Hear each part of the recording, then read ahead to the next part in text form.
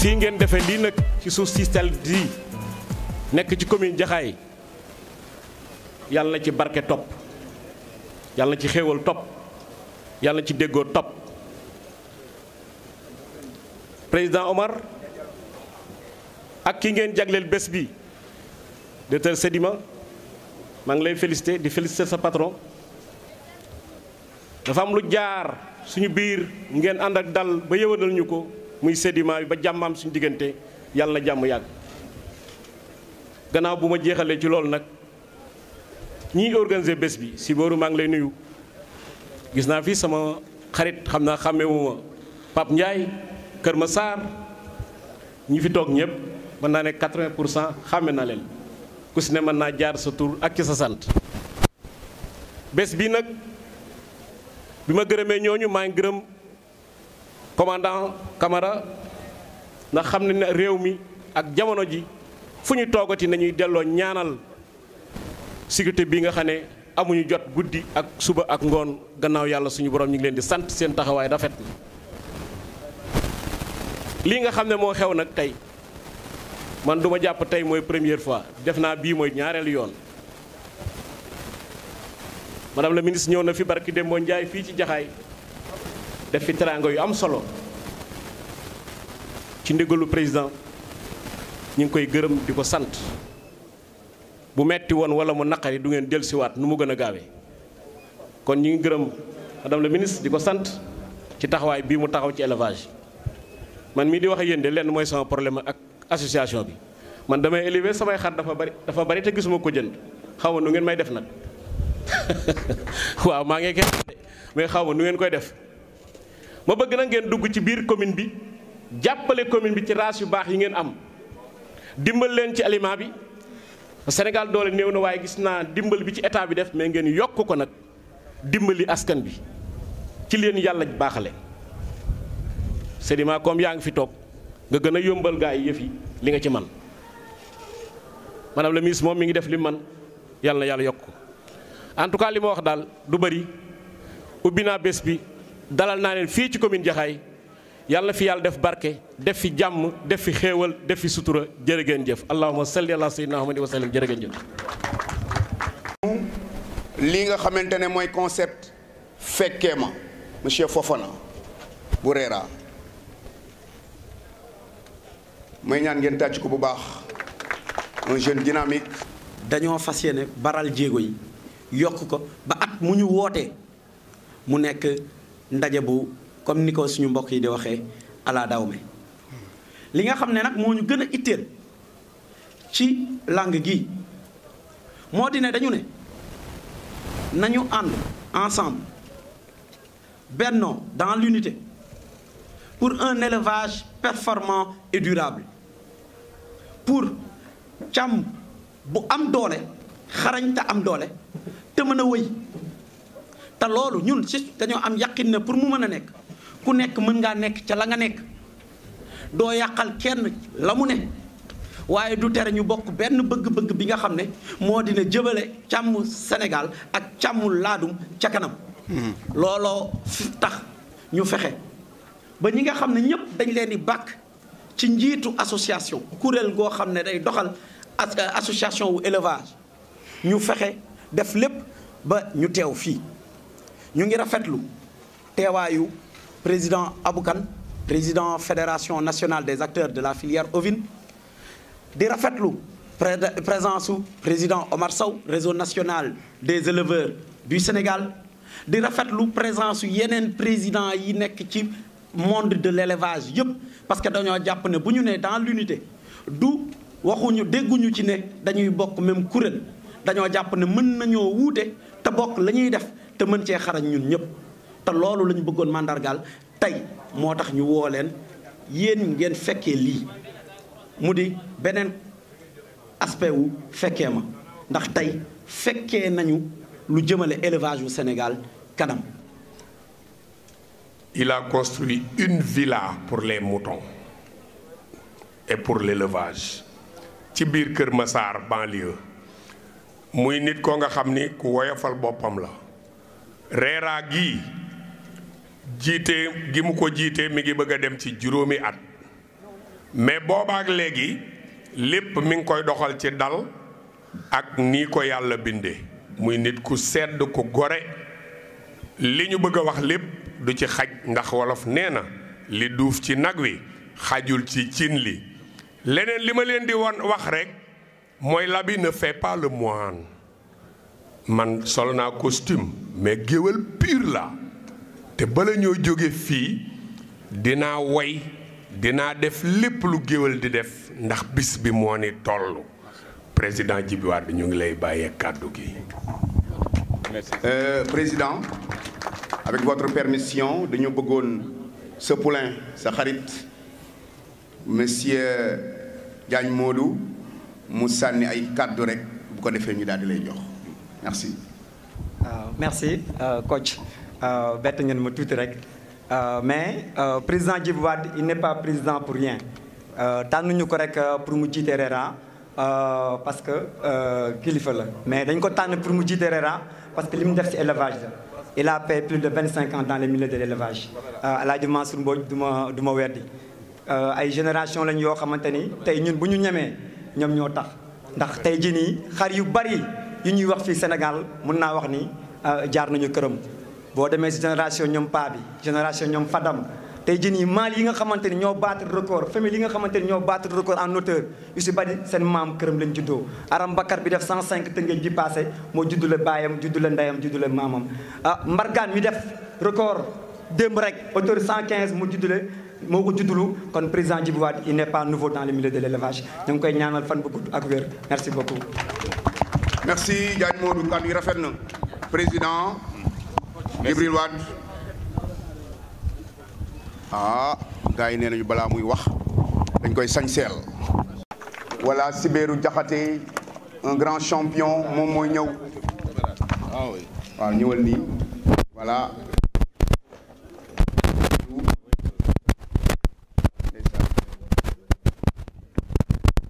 c'est ça l'élevage. ndeysaan. Renades ñoo solal Djiby Wade. nga ne lan. ñawal ngeen ko lu bëgg. moom ñaari morceau rek. il est calme dans ses beaux boubous.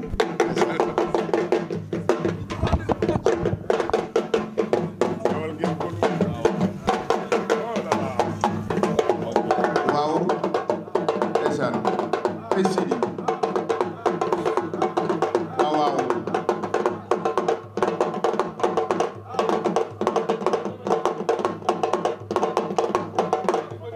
jërëjëf Sidi jërëjëf animation bi neex na merci beaucoup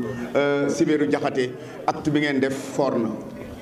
waaw merci beaucoup coach asalaamaaleykum maa ngi nuyu ñi fi toog ñëpp di nuyu le premier magistrat de la ville monsieur Mor Sarba di ci teg aussi honorable député Moustapha Mbeng député maire de Kër Massar di ci teg le président du RENADES ak association yi boot ñëpp di ci teg aussi le président de la FANAFO sëñ Galas Mbacké Amina maa ngi lay nuyu mais monsieur le président du RERA vraiment lii jomb la xam nga lii pël yi naan soow jombul pël cere jombul séeréer moom nga am tey parce que tey képp koo xam ne mu ngi yëngu ci sàmm muy xar di nag di def meew wala leneen tey xolam sedd na moom dafa ñëwee fii comme double casquette première casquette bi comme premier vice-président du RENADES ñëw aussi comme président du RERA mais monsieur le président pour ma bañ a guddal ñu ngi lay féliciter. merci beaucoup lii képp kuy sàmm rek moom nga ko defal di nuyu aussi de passage doyen Hadj Mansour Mbodj vraiment di yemale foofu daal merci beaucoup. jërëjëf Sibéru kon nag mbokk yi ñu teewlu discours du président Djibril Wade. Merci coach, c'est vraiment avec une voix très pleine d'émotion que je vais commencer mon discours. Je suis très ému, je peux vous l'assurer. Et donc, monsieur le directeur de l'élevage, monsieur le maire de Jaxaay et de Kër Massar, monsieur le président du RENADES, monsieur le président de la FENAFO, messieurs les présidents des associations sœurs, chers membres de RERA, honorables invités, en vos titres et grades. C'est pour moi un grand plaisir, maculé de fierté, que de m'adresser à vous ce matin pour vous souhaiter très cordialement la bienvenue à l'occasion de la cérémonie officielle de la première édition de la foire d'élevage de Keur Massar Fekeme 2018. Cet événement constitue l'aboutissement d'un travail collectif considérable entrepris depuis près de 6 mois lorsque notre association de regroupement des éleveurs de races améliorées a décidé de montrer à la face du Sénégal tout le potentiel dont elle regorge en termes d'élevage. Au travers de cette foire, nous tenions à valoriser les qualités et performances des éleveurs qui contribuent par les actions au quotidien à promouvoir l'élevage en général et l'élevage ladoum ovin en particulier. Dès lors, plusieurs institutions et personnes ont été mises à contribution d'une manière ou d'une autre pour le succès de la présente édition. Je voudrais profiter de l'occasion qui m'est offerte pour exprimer mes vifs remerciements à M. Pape Sidi Ndiaye, directeur commercial de la Sedima, parrain de cette édition, pour son enthousiasme et son assistance au moment de l'initiative originale. Je voudrais saisir l'occasion qui m'est offerte par cette tribune pour rappeler, si besoin en était, à toute l'assistance, les arguments qui ont concouru à la désignation de cet illustre jeune Sénégalais comme parrain. D'aucuns seraient tentés de penser à des motivations financières, mais que nenni. M. Ndiaye fait partie des premiers à avoir fait confiance au RERA, alors que celui-ci en était encore à l'état de balbutiement. Cette confiance a été matérialisée au moment du lancement de Djurgui Ladoum, car il nous a fait l'insigne honneur de le tester et de le lancer. Depuis ce jour, il n'a de cesse de nous manifester son attachement, sa sympathie et son soutien à travers un accompagnement indéfectible. Sachez, monsieur le parrain, qu'au-delà de votre personne, c'est votre travail, votre cursus et votre structure, la Sedima, avec qui nous cohabitons depuis des décennies, que nous avons voulu consacrer. Nous constatons depuis plusieurs années que le peuple sénégalais exprime un intérêt considérable accru pour l'élevage, mais surtout pour l'élevage de moutons. Sous ce rapport, nous, acteurs de la filière, devons être les premiers à soulever les interrogations légitimes sur l'utilité et le devenir de notre activité. Beaucoup de défis se dressent devant les éleveurs et les organisations d'éleveurs de l'Adoum, qui se plaignent souvent d'être laissés pour compte dans les politiques de l'État. C'est la raison pour laquelle, conscient du rôle qui est le sien, le RERA a choisi le thème « Ensemble dans l'unité pour un élevage performant et durable ». Oui, messieurs et madame, chers invités, dans l'unité. Car chez nous, unité ne signifie pas forcément être dans la même association, mais avoir les mêmes buts. Ensemble, car chez nous, ensemble ne veut pas dire renier nos identités, mais n'être mieux que par l'intérêt ultime de l'élevage et des éleveurs. Oui, ensemble, unis dans la diversité, dans nos diversités, dans le respect strict des convictions des uns et des autres, en faisant abstraction de ce qui nous divise. Je suis aujourd'hui trentenaire dans l'élevage. Mon rôle est de coacher, de conseiller. Les associations, fédérations et réseaux d'éleveurs peuvent évoluer dans le même espace sans animosité aucune, sans concurrence, sans délation et sans dénigrement. Car l'élevage, ce métier noble pratiqué par le prophète Mohammed sallallahu alayhi wa sallam, est au-dessus de toutes ces considérations partisanes. J'en appelle solennellement à mes jeunes frères et ne veux à terre les divergences et s'entendre sur l'essentiel. Voilà, à mon sens, la voie du rayonnement de l'élevage, le chemin du salut. Il me serait certainement reproché le fait de ne pas aborder la lancinante et délicate question de la prolifération des foires d'élevage dans le secteur. Vous n'êtes pas sans savoir que les dispositions à prendre pour des événements de cette nature et de cette taille sont très complexes et très onéreuses. À cela s'ajoute la dépréciation de nos foires par les partenaires à cause de la banalisation continue des foires. C'est pourquoi il me vient à l'esprit de convier mes collègues présidents d'associations, surtout ceux de la banlieue, à une réflexion sur l'urgente nécessité de regrouper nos foires et d'adopter le principe de la rotation pour l'accueil. Je suis convaincu que grâce à l'esprit d'ouverture et de coopération dont nous ferons dont nous ferons preuve, nous pourrons donner corps à cette initiative dont nous pourrons discuter des modalités de mise en œuvre ultérieurement. Je ne saurais clore ce discours sans pour autant décerner un statifique au bureau du RERA dans son entièreté, pour qui aucun effort n'a été de trop pour la réussite de ce FECEMA. Mention spéciale à M. Mambibra Diagne, à M. Khadim Thiam, à M. Omar Sow, président de l'ENADES, qui m'a dit que cette fois, président, n'est pas ta foi, c'est la mienne. Au président Aboukan de la FENAFO, qui nous a beaucoup aidés sur le plan logistique, sur le plan moral, sur tous les plans. De M. Pape Sidi Ndiaye, mais aussi de nos sponsors, comme la Sedima, les Grands Moyens de Dakar, la NMA Sandeuse, Avicenne et les autres cabinets vétérinaires, les exposants. Je vous réitère mes remerciements. Vous avez contribué à rendre belle cette fête. Merci de votre aimable attention. Diagne Modou nee na ma may ko mu wax tuuti rek ci président Aboukan. Merci. salaamaaleykum mbokk yi comme niñ ko defee woon léegi rek ci président Djiby Wade dañuy ñëw rek wax tuuti rek jaar-jaaru ki nga xamante ni mooy président Aboukan. Aboukan tey jii nii mën nañu wax ni fierté la ci élevage comme ni ko El Hadji Mansour Mbodj nekkee tey jii nii femelle boobu ñuy wax Seynabou El Hadji Mansour Mbodj juddule ko muy doomu Tyson ba nga ko joxee président Aboukan moo jur maal bi ñuy wax Algor jur maal bi ñuy wax Djiby Djiby moom moo jur maal bi ñuy wax Boy Séeréer moom moo jur femelle bi ñuy wax Kumba Gawlo Kumba Gawlo moo jur femelle wax ñuy wax première dame jur Soubérou moomu moo jur femelle maal bi ñuy wax All Black moo jur maal bi ñuy wax Forman moo jur femelle bi ñuy wax Nawmi bi nga xamante ni mooy meilleure femelle Saladam bii passé femelle boobu ñuy wax Aïcha moo jur maal boobu ñuy wax magistrat moom moo jur maal bi ñuy wax grand maxu moomu président Aboukan mi moo ko juddulu moo battre record LCS mi def 164.5 kon président Aboukan def na si élevage yoo xamante ni dootul fay ñu ñëw ci président Omar Sow mi juddule maal bi ñuy wax Ibou Fall ku ko jur muy commandant Kosso mu jëndee ko plus de 35 millions moom tamit yokk na lu rëy ci élevage Sénégal kon mbokk yi secteur élevage ñëw dajaloo fii mention spéciale à tous les barons de l'élevage du Sénégal merci beaucoup. Merci beaucoup. mbokk yi de 2011 jusqu'à nos jours monsieur Sidi Albouri Ndiaye ce petit-fils du roi Albouri moo nekk directeur commercial de la Sedima mbokk yi kii may bëgg a jox parole c'est un grand monsieur qui a marqué à jamais les éleveurs ngeen tàcc ko bu baax a baax. Mon cher ami et grand frère monsieur le président du RENADES,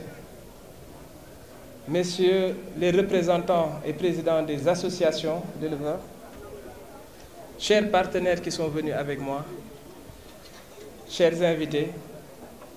chers collègues, parce que je sais qu'ils sont là, je commence par rendre grâce à Dieu, qui aujourd'hui, par sa grâce, me donne l'honneur de me tenir devant vous, devant cette belle assistance en tant que parrain de la première édition de FECEMA, qui aujourd'hui est sans conteste une excellente, une très belle réalisation, issue d'une innovation et une détermination dans le bien faire. Ce qui est pour moi un immense honneur d'avoir été choisi comme parrain. Et je tiens à remercier tous ceux qui, de près ou de loin, ont participé à cette belle réussite. En portant votre choix sur moi, sachez que vous avez honoré chaque membre de la Sedima, qui chaque jour travaille avec acharnement, professionnalisme, au service de notre entreprise, un fleuron de l'économie nationale. Une fierté, comme nous aimons bien le dire, une fierté bien sénégalaise. Certains d'entre eux sont venus ce matin avec moi témoigner leur gratitude et surtout l'engagement de toute une équipe à travailler pour le développement de l'élevage, je peux vous en assurer. Je vous transmets également les vives félicitations de notre directrice générale, Madame Anta Babacar Ngom, qui vous remercie vivement des efforts auxquels vous ne cessez de consentir de jour en jour pour porter nos marques au cœur des éleveurs. Je continue mes propos pour saisir cette occasion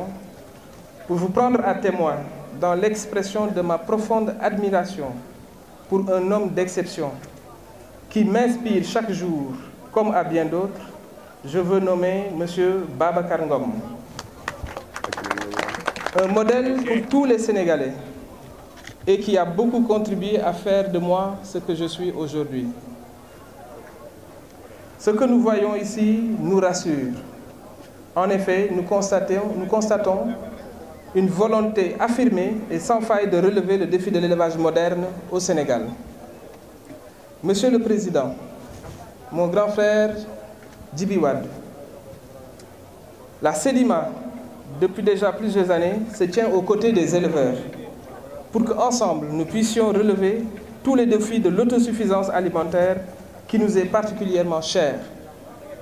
Si aujourd'hui, nous avons atteint l'autosuffisance en poulet et en œufs, nous importons encore des centaines de milliers de tonnes de viande congelée et des têtes de mouton, notamment pendant la période de Tabaski. Ce qui n'est pas normal, puisque nous avons tout de plus que les autres. Nous devons travailler à être des exportateurs et non des importateurs. Il nous appartient alors, à nous tous ici présents, de soutenir toutes les filières de l'élevage du Sénégal. Dans cette optique, il est important de trouver un stimuli de croissance pour la production de viande pour répondre à la demande nationale de protéines animales par une offre nationale. Le thème de cette première FECEMA ne pouvait être mieux choisi et j'en félicite les organisateurs pour ce choix éclairé et d'actualité. Ensemble pour un développement, pour un élevage prospère et durable, je me passerai de faire la redondance sur le concept « Ensemble, unis, fait la force », parce que nous en sommes tous conscients. Je me contenterai par conséquent de lancer un appel à tous les acteurs, associations, fédérations, à œuvrer sincèrement dans l'union, la concertation, le partage, afin que le défi de la productivité soit relevé. Ce n'est que dans ce contexte, plus apaisé, plus structuré, plus efficace et plus opérationnel, que le soutien de la Sedima pourra être pérenne, renforcé et constante. Avant de terminer mes propos, permettez-moi de remercier chaleureusement tous mes collègues présents ou non et chaque membre de mon équipe qui œuvre chaque jour à la quête de votre satisfaction. Je veux nommer le Dr Ba, que vous connaissez tous, Babacar Ndoye, Awa Mbodj, Omar Sarr, Sahir Gadiaga, Babacar Ba, Dr Cheikh Ndiaye, Dr Soumaré, et bien évidemment notre cher et tendre Tata Kadia qui est derrière moi, et notre infatigable Pape Alioune Ndao Fall, que vous ne connaissez certainement pas parce qu'il s'occupe de la qualité de notre farine. Je ne veux pas arrêter pour dire le mérite que chacun de ces personnes mérite aussi aujourd'hui d'être là en tant que parrain. Je n'ai pas fait plus qu'eux. J'ai fait avec eux. J'ai travaillé ensemble avec ces personnes-là qui ont éclairé tous mes choix, toutes mes décisions. Je me rappelle, il y a quelques années, c'est Dr Ba qui m'a dit « Ah, nous sommes de Keur Massar, nous n'avons certes pas encore notre aliment qui a bien démarré, il n'est pas connu, mais nous avons une association dynamique qui sont nos voisins, qui sont nos parents, et nous nous devons de les soutenir. » Ce que nous avons fait, et ce soutien aujourd'hui nous amène à ce jour. Et nous n'avons regretté aucun moment passé avec RERA. J'ai participé quasiment à toutes les foires depuis plus d'1 an. Il m'a été donné de constater qu'il y a au moins je dis, 2 personnes qui sont le cœur de ces foires, qui ont leur âme ancrée dans dans ces foires et qui donne le rythme et le tempo de ces foires. Sans ces personnes, un grand vide serait constaté au niveau de ces foires et je pense que vous serez d'accord avec moi de nommer ces deux personnes-là. Il s'agit de Kocc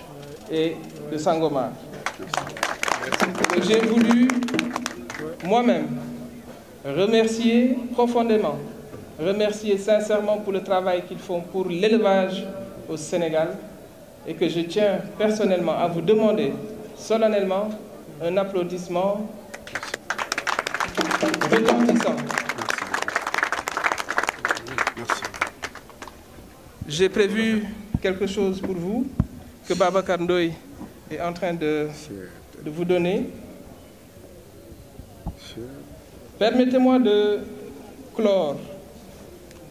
en remerciant infiniment le président Djiby Wade et toute son équipe et toute l'association de RERA. Ceci est pour toi, Kocc.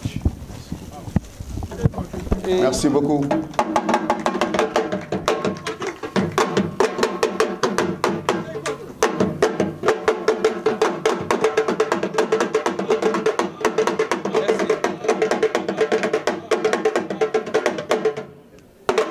Merci beaucoup. Et pour Sangomar, je n'avais pas vos mensurations, je dois dire. Donc je ne me suis pas hasardé à vous faire coudre quelque chose. Donc j'ai préféré cette modeste contribution. Merci beaucoup.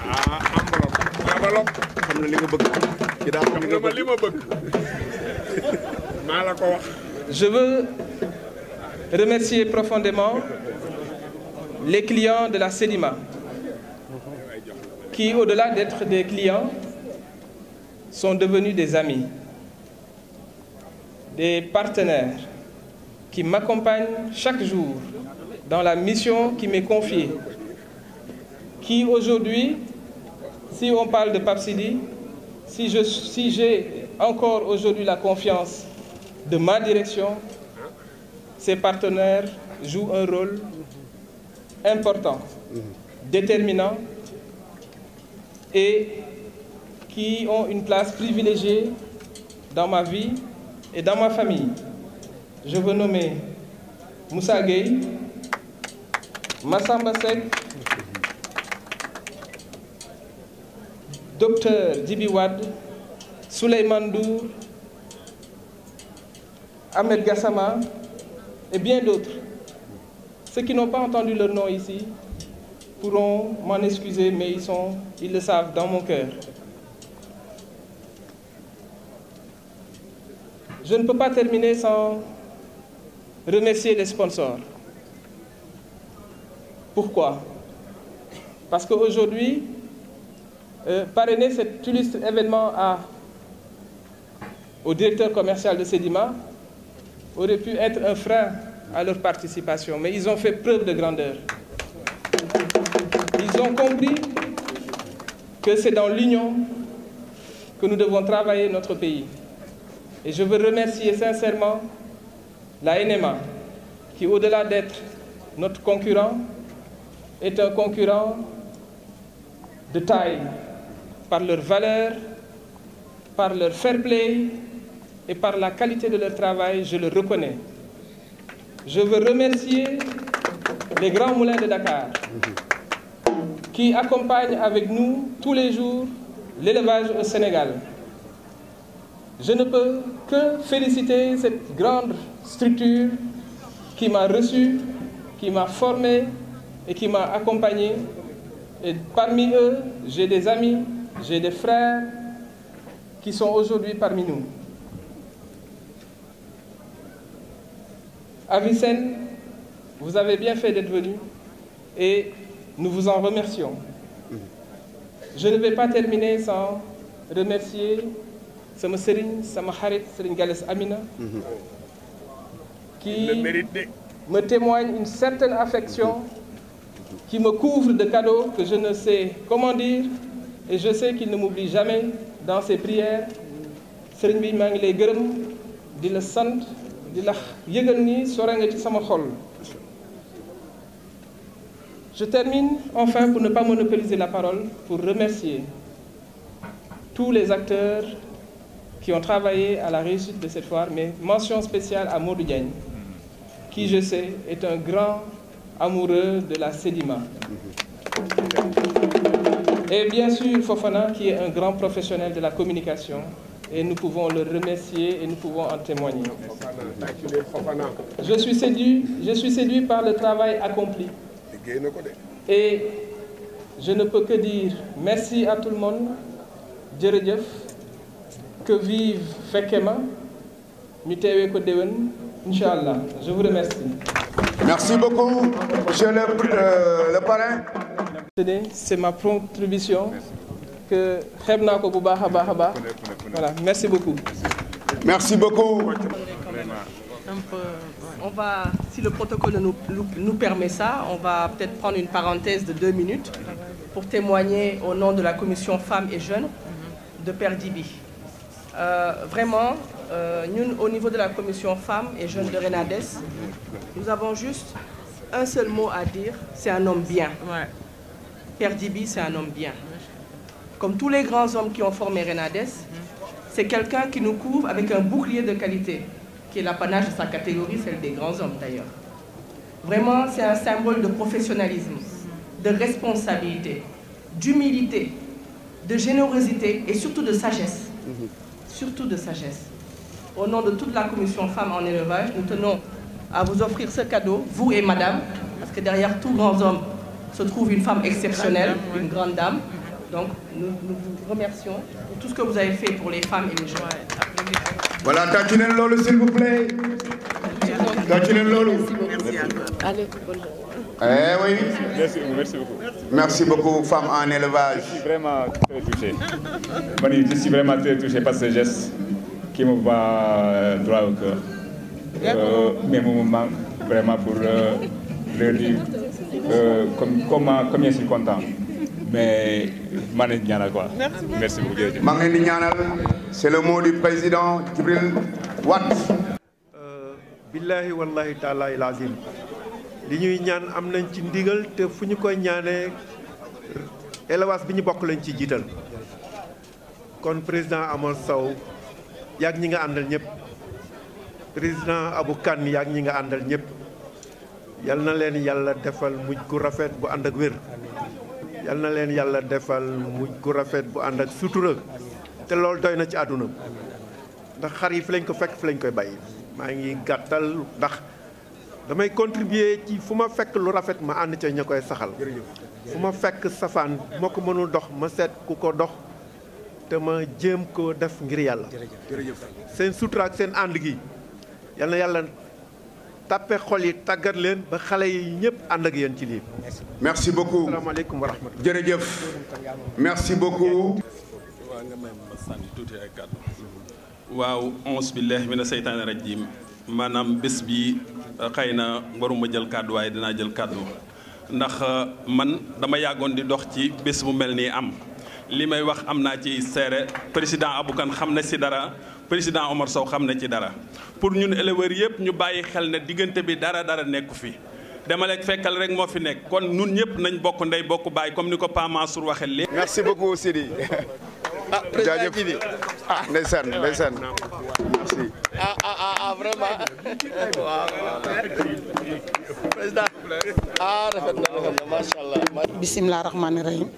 alhamdulilahi rabil alamina. alhamdulilahi rabil alamina. ñi ngi sant yàlla bu baax di julli ci Seydina Muhammad di leen won ne ñun kontaan nañu tey ndax kontaan gi ñu kontaan buñ dee jigéen bokk ci élevage bi fekk fi sunuy càmmiñ ku ci mel ni Balla Gaye mële toog fële nga xam ne lu ma xam ci élevage ak lu ma am mu defal ma ko ma ñëw itam mu teg ma ci ay loxo ci ñoom Pa Mansour Mbodj teg ma ci loxo ñoom Abou Kane ñu di ma gunge ba ma toll fii tey kon su ma ñëwee fii ngeen teral ma teraanga ju toll nii ci turu jigéen ñi te xam naa ne bi ngeen koy nas jigéen ñaa nga toog wax dëgg yàlla ñu bugguma ci seen xol teg ma place su ma ñëwee tey jii ba dem te waxuma ca dara dafay mel ni lekk naa riba kon maa ngi sant ñëpp di sant Abou Kane di sant Omar Sow tey li ma gën a tax a jóg sax ba wàcc ñëw fii tey ci suuf mooy dama leen bëgg a xamal ne leen man yaayu élevage laa parce que xam naa ne jigéen ñi ñu ma ci magul rek maguñu ma kon su ma ñëwee ci élevage bi gis mu am nenn nu mu demee tey jii ma gis mu demee nii ma war a tëddee njaaxaanaay kon su ma gisee tey jii abukan mi nga xam ne ba ma ñëwee élevage bi keroog moom lañ ma njëkk a nuyoo leel muy tibb ci loxo boppam temps boobu michu yi la ñuy def bari wuñu mu koy jëlee ci loxo boppam di ma jox may lekk tey su ma gisee tey jii mu am jàmm ak ku ma xalaatoon ne tey jàmm nekkul seen diggante kon tey damay kontaan ndax loolu daf may gën a ñemeloo que ma mën a dem fu ne man bañu ma kenn ci élevage parce que ñëpp ma bëgg ba ci Omar Sow barki démb ma ñëwee rek fële xàmmeewu ma la mais yow yaa jóg ñëw fekk ma ba fa ma toog nga ñëw nuyu ma te loolu yëpp cër la kon maa ngi lay sant di la ñaanal yàlla di leen xamal ne ñun ñëpp benn lañu ñun soo leen ñu bëggee dimbale ñun jigéen ñi rek da ngeen di doon benn bu ko defee boo leen doonee benn rek ñun du ñu jaaxle fu ñu neex rek danañ fa mën a dem képp ku ñu woo danañ la mën a wuyu ji mais am na nu muy demee rek ñun dañuy daal di ragal te man seen yaay laa te man ba fi ñu toll nii élevage ba fi ma toll nii lu ma ci am rek lu ne ginnaaw yàlla ak yonent bi rek maa ko amal sama bopp kon aw ma buntu pour dem di dugg fii wala di génn fii man yéen ñëpp laa bëgg élevage la ma waxoon démb rek mooy sama waxu tey man su ma taxawoon tey ci élevage bi tey ji kenn rek ki gën a tuuti ci élevage bi ñëw taxaw ne ma Fatou Doumbouya bul defati lii keroog lay mujjee gis ma def loolu kon man yéen ñëpp laa bëgg di sant ñëpp di ñaanal ñëpp jàmm di ñaanal ñoom Sibéro ñoom Daam ñoom bi Cheikh Diop ma leen nga xam ne sama xar bu njëkk moom laa ko tuddee maa ngi leen di ñaanal yàlla jàmm di leen woon ne magistrat tojati na fii démb gis ngeen record bi fi indeeti jërë ngeen jëf waa kay jërë ngeen jëf waaye kontaan naa bu baax waaye Abou wax nañ ma cadeau waroon naa remercier mais daf ma bett parce que je ne m'y attendais pas mais effectivement comme que am na il faut que ma remercier waa RERA remercier waa organisation d'éleveurs yi fi bokk yëpp vraiment pour ce beau cadeau qui est en fait un cadeau adressé à madame le ministre de l'élevage et des productions animales madame Aminata Mbengue Ndiaye parce que moom moo ñu fi teg ci boppu région bi su fekkee ne liggéey bi rafet na moom moo ñu ko permettre su fekkee ne dem na leneen aussi si ñun la. dañ leen remercier bu baax a baax ci organisation bi parce que ni ñu ko fekkee organisation bu ñu bett la ñu bëri wax nañ ko fi ci rëyaay bi ak réussite bi. di leen remercier tamit di leen féliciter di ñaan surtout ci cérémonie bi parce que yàgg nañ dem ci ay cérémonie depuis daaw jéeg ñu ngi dem ci ay cérémonie waaye cérémonie bi tey ni mu demee ak ni mu neexee ak li fi génn lépp wax dëgg yàlla réussite la te xëy na yàlla fii la ko tudde woon fii ci Kër Massar ci cérémonie boo xam ni RERA moom moo ko organisé ñu ngi leen di féliciter tamit surtout ci thème bi nga xam ne moom ngeen tànn ñu moderniser intensifier élevage am na ñu bëri ñu ci ànd am na ñoo xam ba léegi dañ naan mënta nekk mais Sénégal mën na fi nekk parce que réew yi nga xam ne nii désert lañu tuuti rek lay taw wala du taw ñoom fexe nañu bay def élevage ak agriculture ci biir désert ñun ñi nga xam ni maam yàlla mu ngi ñuy may ba léegi tuuti taw am nañu tamit place yoo xam ni ma ngay taw bu baax comme bëj Saalum yaakaar naa war nañu am ay pexe pour intensifier moderniser suñu élevage fexe ba li nga xam ne nii moom la ñuy accuser mooy émission de gaz à effet de serre parce que dañu wax ne élevage li nga xam ne nii mooy yàq jaww ji di indi changement climatique jur gi élevage moom moo ëpp lu mu siy def ci àdduna bi ba dañuy ñun sax am na ñoo xam dañ doon wax nañu wàññi juru Sénégal parce que pour wàññi émission gaz à effet de serre ñun leen déedéet loolu du fi amee ñun dañuy yokk suñu jur yokk suñu productivité ak am autosuffisance mais nag ci xam-xam nee nañu soo intensifier nga fexe ba foo doon amee par exemple benn nag su ma jëlee soow benn nag boo xam ne nii mën nga si am ñaar fukki litre soow te soo jëlee suñu élevage suñu nag yi di nga jël ñaar fukki nag wala ñeent fukki nag pour ñu am ñaar fukki litre soow yooyu ñi nga xam ne dañ si gëstu nee nañu benn nag bu am ñaar fukki litre soow moo gën a néew loo xam ne nii moom lay def ci jaww ji que ñeent fukki nag yoo xam ne ñaar fukki litre soow nga si am loolu la ñuy wax intensité d'émission kon ñun suñu intensifier suñu élevage dinañu fexe ba am àgg ci autosuffisance te duñu jaar ci yoon yi nga xam ne fa la tubaab yi jaaroon ak yeneen réew yi ba yàq jaww ji juróomeel bi mooy nag ñu bëri wax nañ ko fi mooy produire et diffuser des innovations adaptées xam-xam defe naa Omar moo ko fi wax xam-xam ak pexe innovation dafa am solo te liggéey boo bépp liggéey boo xam dañ koy liggéey loolu nag yéen ñi nga xam ne nii yéen a nekk ci association éleveur Ladoum surtout yéen ñi nga xam ne da ngeen di améliorer race dafa am pàcc bu am solo boo xam ne commencé ngeen ko ci juillet te ministère élevage et production animale defe naa yéen ñëpp xam ngeen ko mu ngi jëfandikoo loolu xam-xam boobu nga xam ni moom ngeen di génn ci seen élevage yi ñu koy diffuser ci Sénégal yëpp pour que innovation yi diffuser wu élevage bi gën a développé ñu gën a am productivité kon ñaari tomb yu mujj yooyu nan lañuy def ba moderniser intensifier ak nan la ñuy def ba am ay innovation foofu la leen ministre de l'élevage et de production animale di xaal nguur gi tamit foofu la leen di xaar yéen ñi nga xam ne yéen a nekk ci association yi nga xam ne nii yéen a nekk ay sélectionneurs te bëgg a développer les races au niveau du Sénégal. kon madame la ministre nee na ngeen jàpp ci yoon woowu ngeen góorgóorlu si mais nag ngeen gën a dugal xam-xam ci seen liggéey bi ngeen di liggéey muy li ñuy wax caractérisation des races am nañu ko fi wax ba xàmmee lan mooy laadum fexe ba sélection bi tamit ni ngeen koy defee macha allah baax na am ngeen produit mais ñu fexe ba def ko de manière scientifique raisonné ko parce que tant que defuñu ko mën na yem fii ci biir Sénégal mais pour mu génn bitim réew day gën a jafe. am na tamit ci biir seen liggéey yi ngeen liggéey ci alimentation bi mooy lekk gi ak yeneen xam-xam boobu ñu ngi leen di exhorter pour ngeen gën si dugal science gën a lëkkaloo ak école yi nga xam ne dañ koy jàngale gën a lëkkaloo ko ak centre yi nga xam ne nii loolu mooy seen liggéey ñuy gëstu loolu lépp dañu bëgg ñu lëkkaloo ak ministère élevage ñu gën si dugal science gën si dugal technologie pour que seen liggéey gën a jëm kanam incha allah. ci seen thème bi ba léegi nag am na baat boo xam ni jàpp nañ ko si parce que da ngeen a wax ensemble moom ngeen tiit ensemble boobu dafa attirer suñu attention li tax mu attirer ko parce que biir ensemble mbooloo bennoo da ngeen ni nañu am unité mais nag unité tekkiwul unanimité loolu la tubaab di wax ngeen wax ni nañ mbooloo ensemble aussi dafa laaj solidarité loolu lépp nag dañ ko soxla wax dëgg yàlla pour que élevage développé foofu nag li ma si bëgg a wax rek mooy pour dara am ak secteur bu développé dañu soxla li ñuy wax objectif commun li tubaab di wax aussi intérêt commun xëy na intérêt moom suñ ko waxee baat bu yàqu la directeur commercial mu ngi muuñ toujours ay nit suñuy jongante ku nekk da ngay am intérêt divergent mais du ñàkk fu ngeen bokk parce que su ngeen àndul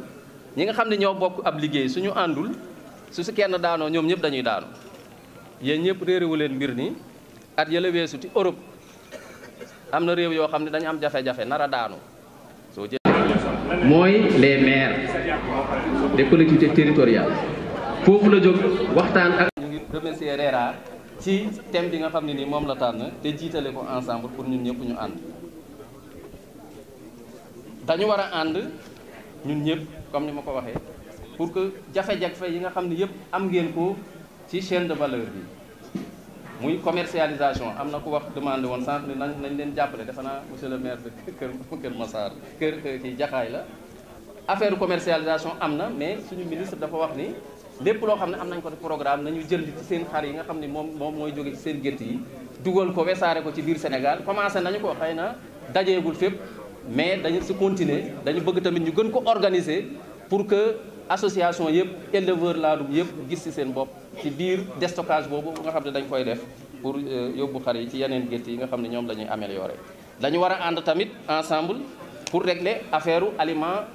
alimentation animale dañuy wax cherté aliment bi dañuy wax qualité aliment bi ak doyte aliment parce que doyul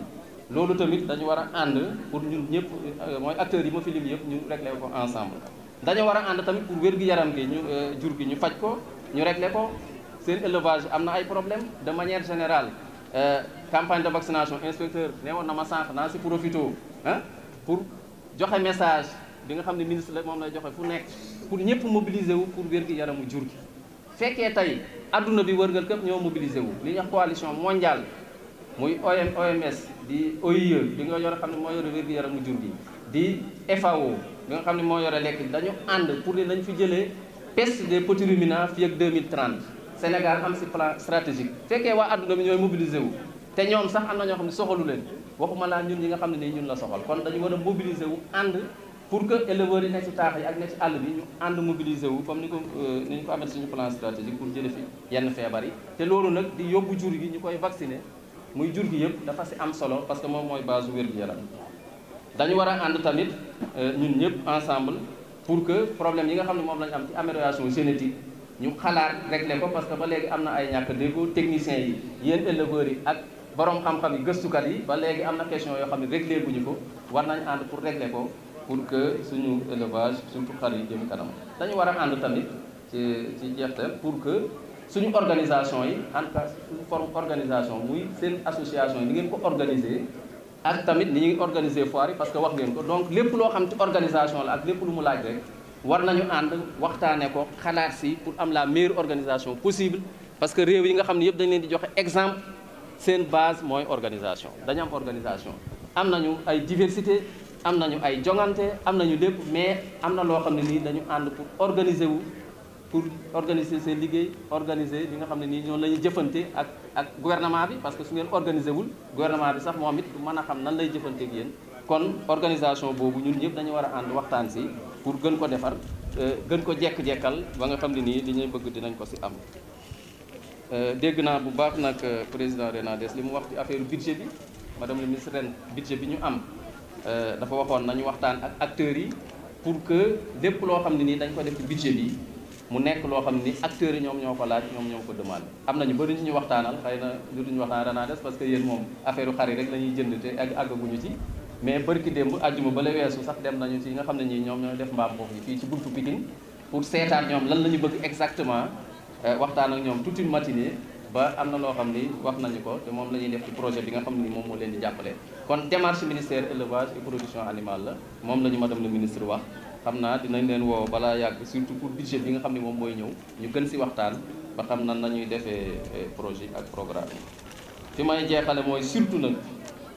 féliciter le parrain parce que mais au-delà du parrain parce que moom wax na ko féliciter Sedima ak les dirigeants de Sedima pourquoi parce que plan Sénégal émergent yéen ñëpp xam ngeen ko jarul ma di dellu di ko wax mais dafa am benn peut-être poñ bu yo tuuti boo xam ne nii mais point bu rëy la boo xam ne nii ñu bëri dañ koy fàtte ci stratégie bi am na ci stratégie bi chef de l'État dafa ni il faut ñu créer ay champion ci suñu réew ci domaine yëpp parce que champion ñoom ñooy xëcc ñi ci des pour ñu gën a avancer champion nag du rey ñi ci ginnaaw mais day xëcc ñëpp champion boobu nag mën nañu wax ni Sedima champion la ci Sénégal lépp lu jëm ci aviculture ci alimentation ak yeneen te am nañ yeneen champion ci yeneen domaines yi aussi kon dañuy féliciter vraiment Sedima ci li nga xam ne nii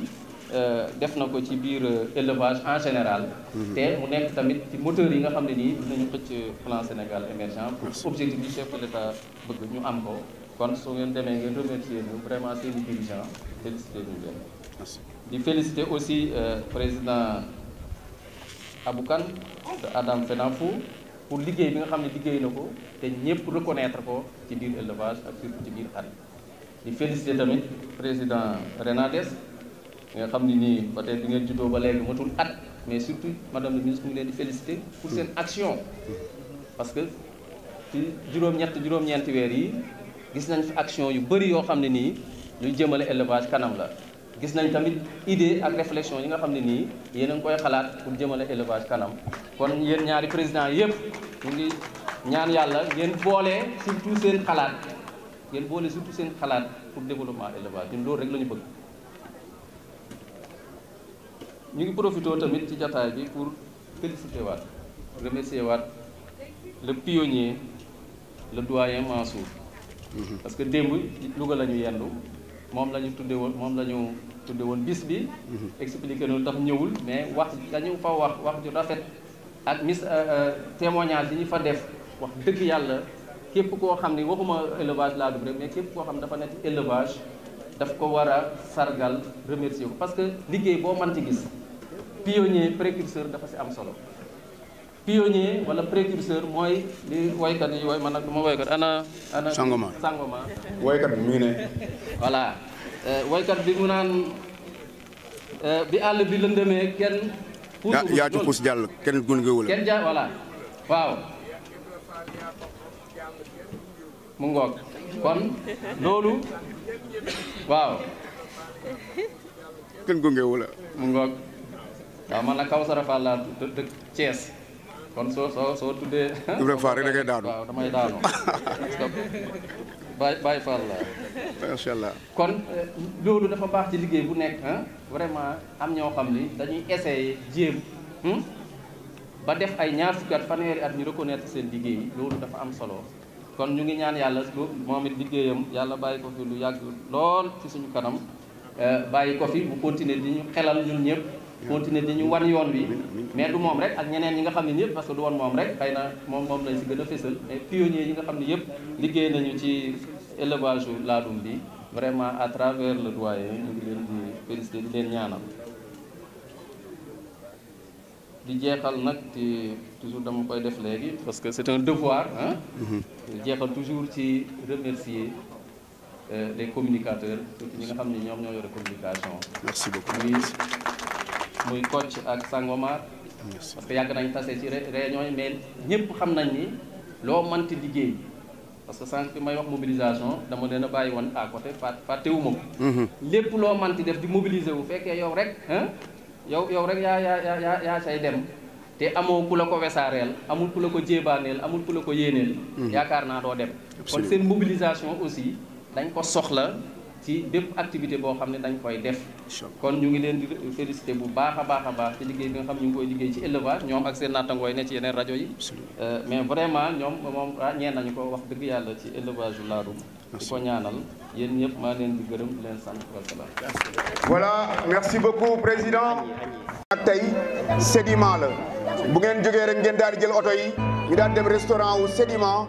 Ousseynou Thiam maa ngi lay nuyu maa ngi lay ziar voilà.